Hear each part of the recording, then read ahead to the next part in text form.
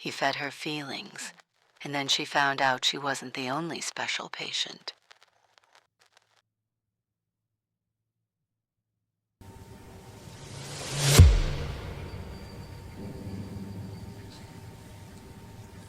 From rock bottom.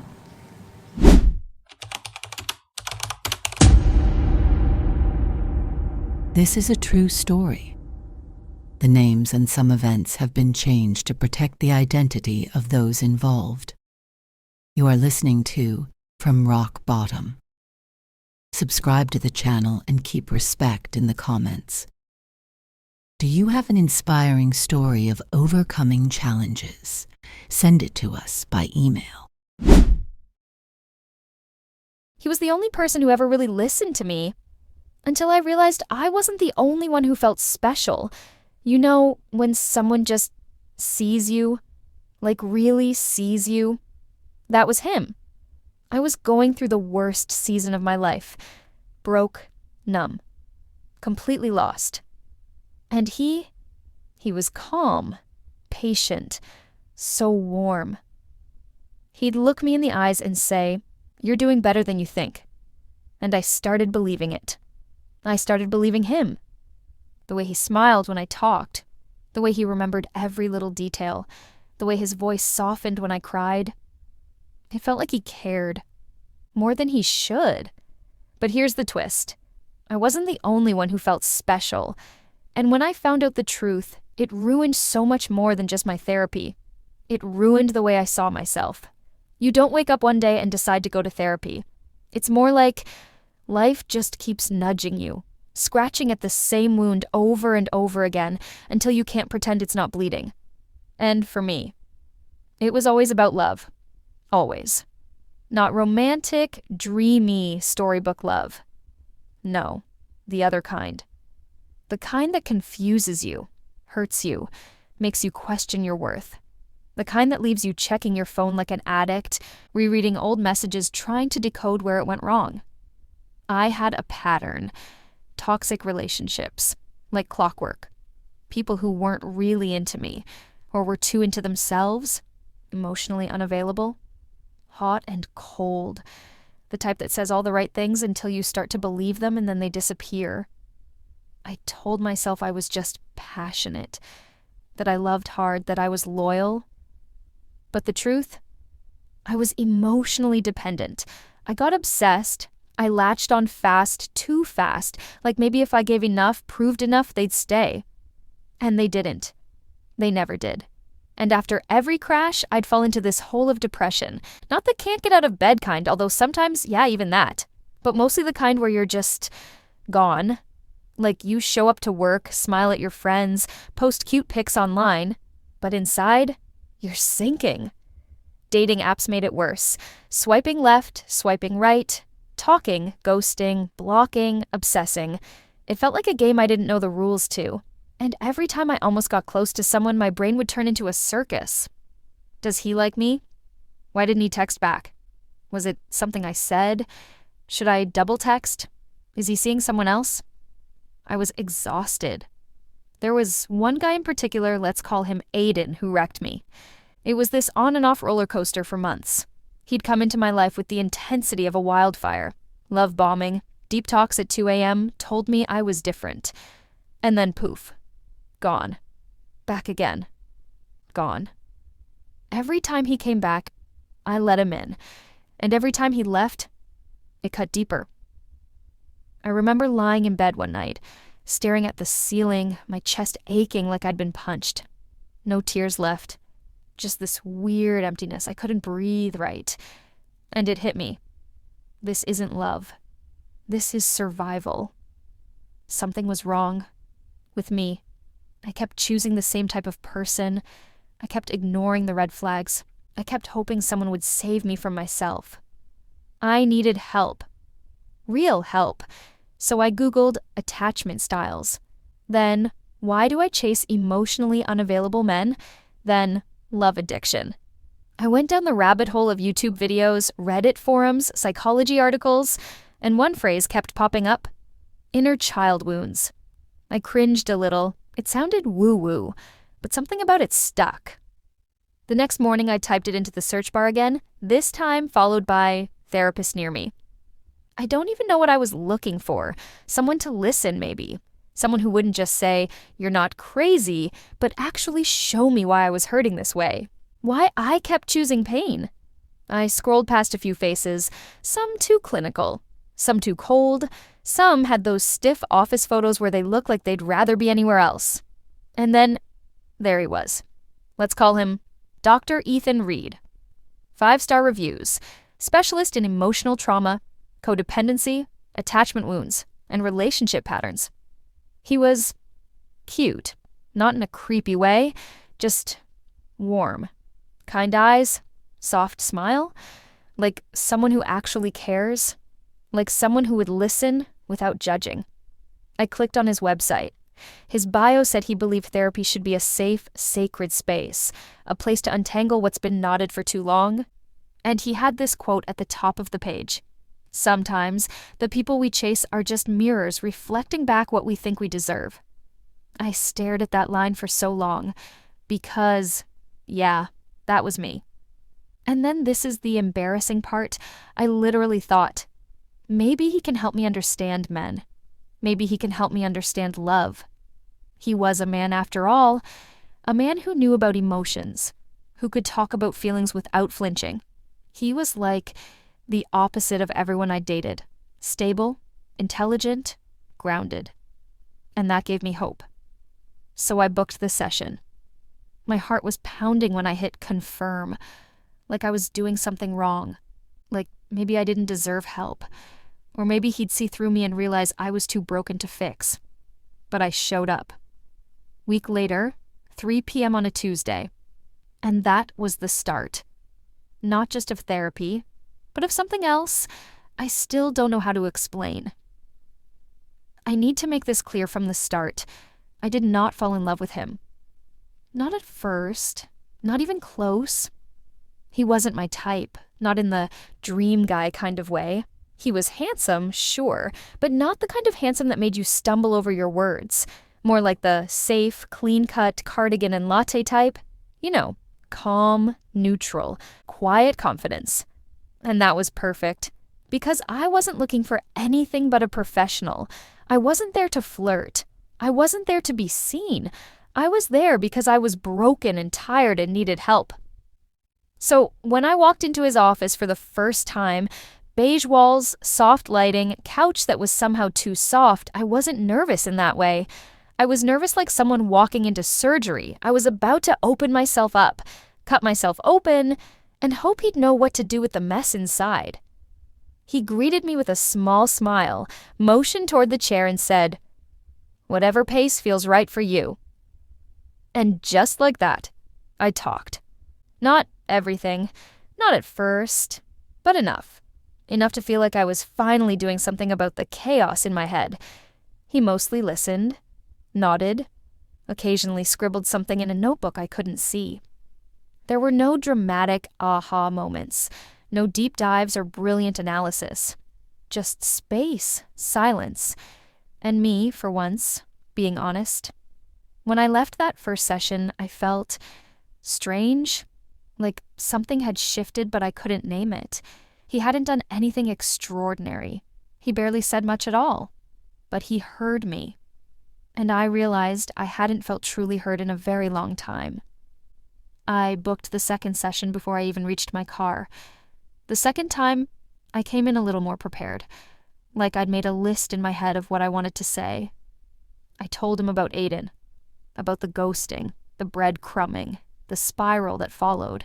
I told him how I overanalyzed texts, stayed up late rereading conversations, trying to find meaning in silence. He didn't interrupt. He just watched me, not in a creepy way, in a present way. And when I paused, embarrassed, he asked gently, "And when that happens, when he disappears, what do you tell yourself it means?" That question stayed with me all week, because the truth was, I told myself it meant I wasn't enough, that I was boring, too much, not lovable. I never said that out loud, not to anyone, but I said it to him, in our third session. Over the next few weeks, I told him everything. Everything. I unraveled stories I didn't even know I still remembered. Childhood stuff, teenage heartbreaks, the messy in-between years. I talked about my first real boyfriend, the one who cheated, but made me believe it was my fault. I talked about how I stayed in that relationship for 2 years after the betrayal, thinking love was supposed to hurt sometimes. I talked about how I'd cry alone in bathrooms after every failed situationship, but tell my friends, it's no big deal. I told him about the time I drove across the city at midnight just because someone I liked said he missed me, only for him to fall asleep and not answer the door. Every single story. And he just listened. Sometimes he'd ask questions, simple ones, thoughtful ones. Like, what did you need in that moment and didn't get? Whose voice is that in your head, yours or someone else's? What would you say to your younger self if she were sitting across from you now? They were small questions, but they cracked open big things inside me. Still, it all felt professional, safe, neutral. I didn't romanticize anything. He was a therapist doing his job, and for once, I wasn't trying to impress a man. That was new. I did start to trust him, though, really trust him. Like, I would catch myself thinking of things during the week and mentally filing them away to tell Dr. Reed. If something happened with a guy, or I had an emotional breakdown, or even a good day, I'd think, this will make sense once I talk it out next Tuesday. And that, in itself, became part of the healing. The knowing that there was someone steady who would be there, who'd hold the space, who wouldn't judge me for being a mess. My friends were supportive, sure, but they always tried to fix me, offer advice, distract me with drinks or laughs, or he's just not worth it. Dr. Reed didn't do that. He just let me feel. And maybe that was what I'd been craving all along. To just feel without someone trying to patch me up too fast. One day, I remember saying something like, I don't even know why I'm like this. I feel like I ruin everything good before it even starts. And he looked at me and said, you're not broken. You're adapting. These are responses, not defects. That line. That one line. It stuck with me like a song lyric. Because no one had ever said that to me before. And yeah, he was just doing his job.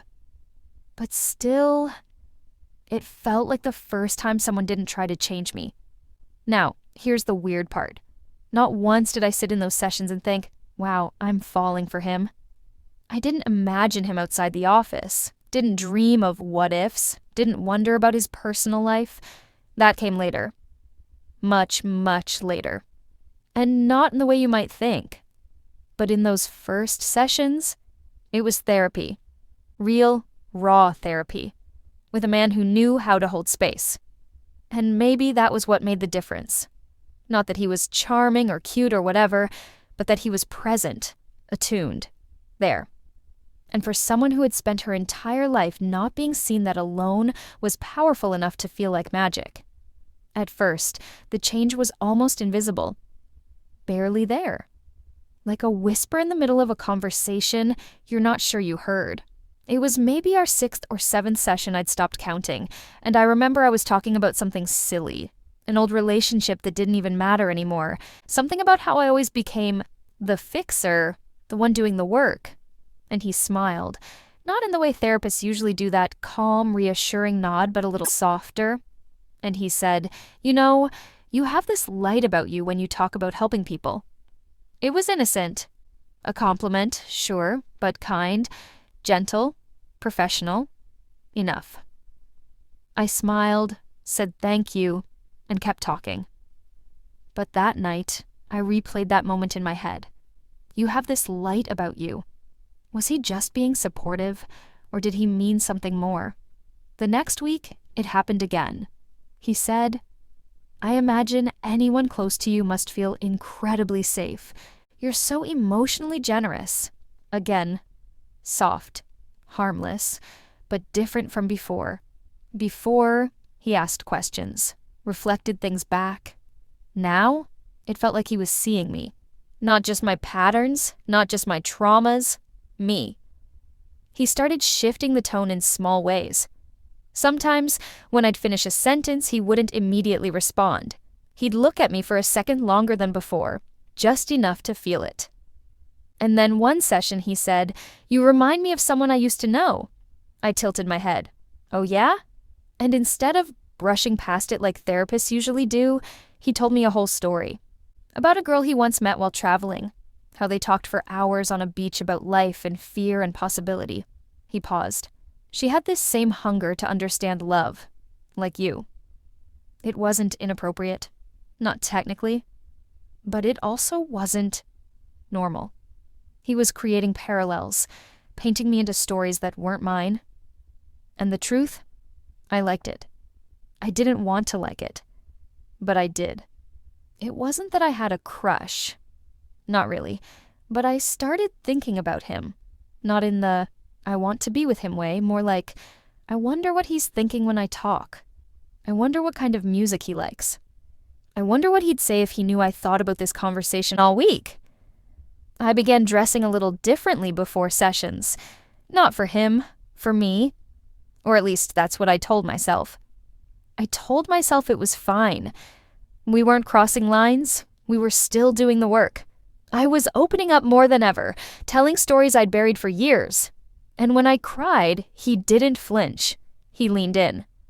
He said things like, "You didn't deserve that. It makes complete sense that you'd feel this way.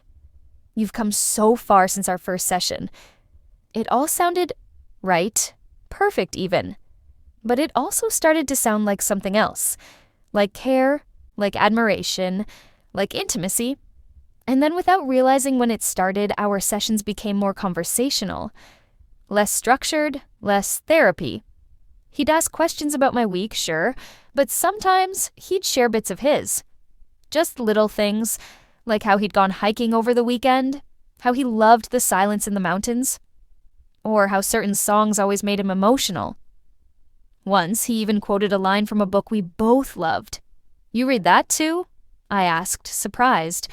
He smiled, more than once. And we spent 10 whole minutes talking about the characters, the ending, how it made us both cry. For a moment, it felt like I wasn't in therapy.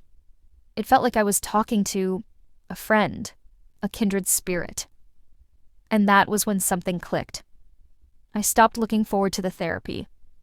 I started looking forward to him. To his voice, his presence, his warmth. It wasn't about healing anymore, at least not fully. It was about being seen, heard, appreciated. I started counting down to Tuesdays. I'd glance at the clock during the week and think, only 2 more days until I see Dr. Reed. I would scroll through my journal and think, what would he say about this? I became attached. Not obsessed, not romantic, but entwined. And that's a dangerous place to be when you're vulnerable. Because it felt good. Too good. And that's exactly what made it hard to question. There was one session I'll never forget. We were wrapping up. He glanced at the clock, then back at me. I stood up to grab my bag, and he said almost too casually, "You're doing really well. You seem lighter lately. It's beautiful to watch." I froze. Beautiful to watch. It was the first time the word beautiful had come up, not in reference to an idea or a process, but me. My body went warm. My throat felt tight. I smiled awkwardly. "Thank you." He nodded. "It's true." That night, I stared at the ceiling for hours. Was it real? Was he just saying what I needed to hear? Was this part of the process? Or was something shifting? I didn't know. But I also didn't want to stop. Because for the first time in a long time, I felt something real. Maybe not love, maybe not infatuation, but something that made me feel alive. And when you've been numb for years, that can be addicting. I didn't realize when it started happening.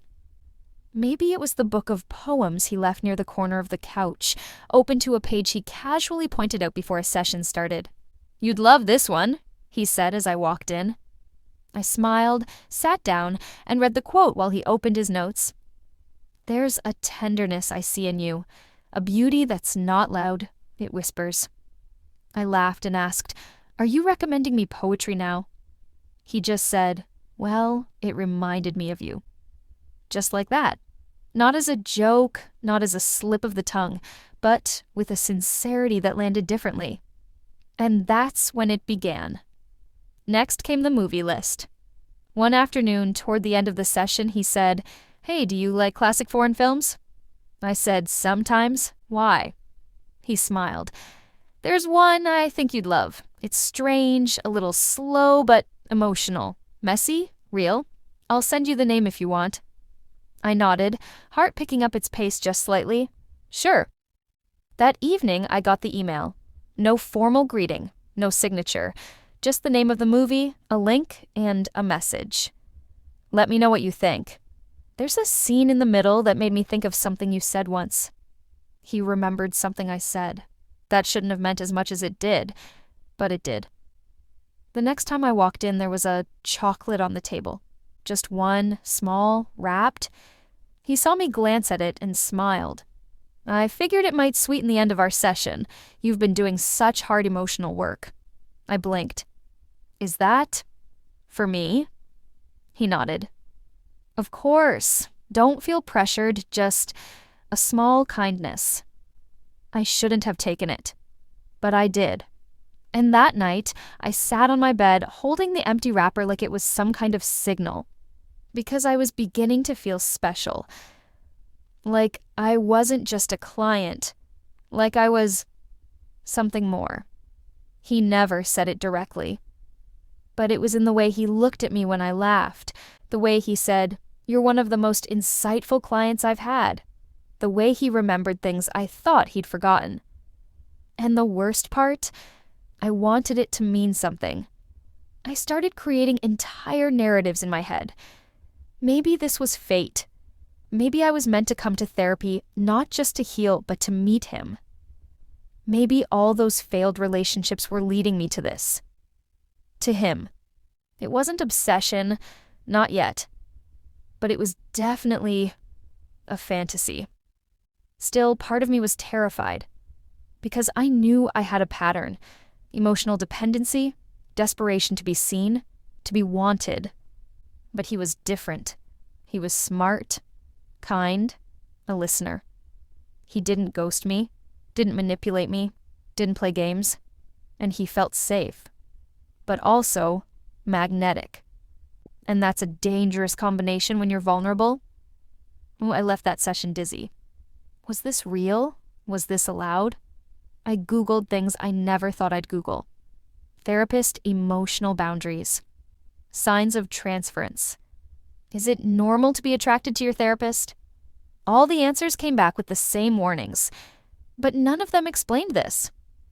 Because it didn't feel like me projecting something onto him. It felt like he was giving it back. Not overtly, but just enough to confuse me. Just enough to make me question whether I was imagining everything, or whether something unsaid was actually happening. I kept telling myself, this isn't romantic. It's just a strong therapeutic bond. But then came the moment that shook me. We were talking about trust, about how I never knew when people were being real with me.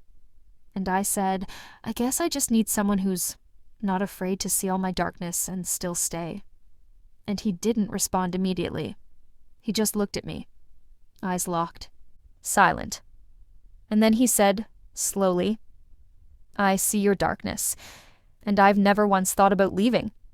My throat closed up. There it was.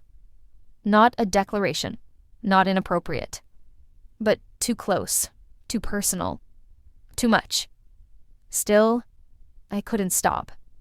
Every week I walked in hoping, praying that he'd say something that made it all clear, that he'd confirm what I was starting to believe, that he saw me, that he wanted me, that I was the exception.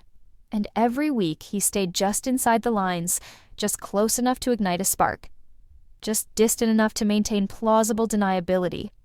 And I fell deeper, not in love, but into a space between reality and fantasy, between trust and longing, between healing and something I couldn't name. I know what you're thinking. That I'm crazy, that I'm obsessive, that I lost control. And maybe you're right. But before you judge me, hear this. When a man touches your waist at the door gently, intentionally, and holds your gaze for just a beat too long, when he brings you chocolates and poems and looks at you like you're the only soul in the room, when he makes you feel chosen, it's not that hard to fall, especially when your emotional foundation is already cracked, especially when you walked in there to heal and he became the drug. The touches were subtle, just a hand on my lower back as I stepped into the office, a brush against my waist as I walked out. Innocent? That's what I told myself at first. But over time, it became unmistakable. He didn't touch everyone like that. That was for me. He'd lean in closer when I spoke, smile slower, ask more personal questions. Did you like the movie? How was the chocolate? You remind me of a character I read about the other day. And then one day casually, like it was nothing he said, would you be comfortable having our next session over breakfast? I know a great place. Quiet. Good croissants? I said yes. Of course I said yes. How could I not? But then she appeared. I was leaving our session feeling intoxicated. And there she was sitting in the waiting room. Red lips, perfect posture, looking me up and down with narrowed eyes, like she already hated me. And I did the same, like two lionesses circling each other, silent but deadly. No smiles, no nods, no social grace. Just tension? Why? I don't know, but I felt it. The rivalry, the unspoken war. And that terrified me because it meant one thing. Maybe I wasn't special. See, here's the thing I didn't want to admit at first. I had issues. I have issues. I told him that in session 1. Emotional dependency, toxic relationships, jealousy, obsession. I'd confessed it all, poured every shadow of my soul into his lap. So, how ironic and dangerous that now the therapist who was supposed to guide me through recovery had become the center of my unraveling. After that day, something changed in me. I stopped sleeping, started scrolling his online profiles, Googled everything. Reverse image search, facial recognition, everything. And when that didn't work, I did something worse. I followed him. Yes, I followed him home. Twice. I sat in my car across the street just, watching. But nothing happened. No wife, no girlfriend, no kids. Just him. Alone. Always alone. And that made me believe even more. Maybe he was waiting for me. But then I crossed a line. A big one. I decided to go back. Not for a session. At night. To his office. Alone. I waited until the building was empty. I knew his routine by then. He always left around 7:15 p.m. I waited until 8 o'clock. The side door lock was old. A push and a wiggle, and it gave in. I walked in. It was dark, still smelled like cinnamon and wood polish. I stood in the middle of the office, the same place I had sat so many times, opening my heart like a book. And now, I was flipping through his. You think you've seen things. You think you've been through the worst. But nothing, and I mean nothing, prepares you for the moment you find that notebook. The black notebook, tucked behind a box of tissues, hidden in the back of a drawer at his office. Yeah, I know what you're thinking. What the hell were you doing snooping around his office? And listen, I'm not proud of it. I've said it before, and I'll say it again. I was not well. I was desperate. And somewhere deep down, I knew something was off. And that instinct, that gut feeling, it saved me. When I opened that drawer, my hands were shaking. I didn't know what I was looking for. I just knew I had to see something, anything, that proved to me I wasn't going insane. And then, there it was. The notebook. Thick, heavy, worn. Pages filled with names, photos, notes, folders. Color-coded, organized, patient by patient. And there were dozens of women. Women like me. Women who came in looking for help and left completely entangled. Each file had details. Personal things. Things only a therapist should know. Things they confessed in tears. Things they whispered in their most vulnerable moments. But the way he wrote about them, it was cold, clinical, manipulative. He had notes like, high emotional dependency, easy to mirror. Idealizes father figures. Responds well to gentle touch. Gift. Gave flowers. Success rate? High. A cryin'. Eye contact. Said she felt seen. He kept track of what worked and what didn't. It was like he was testing experiments. We were the experiments. And then I found my file. There it was. My name. My picture. Even screenshots from my social media. He wrote, "She believes love should be earned. Hard to please. Critical thinker, but emotionally starved. She won't believe in me fully unless I give her breadcrumbs of attention. I'll use literature references, controlled physical contact, and validation techniques." Validation techniques, like he was training a dog. I couldn't breathe. I felt sick. And just when I thought it couldn't get worse, I found a section labeled Tokens. Each woman had notes. Chocolate's high dopamine spike.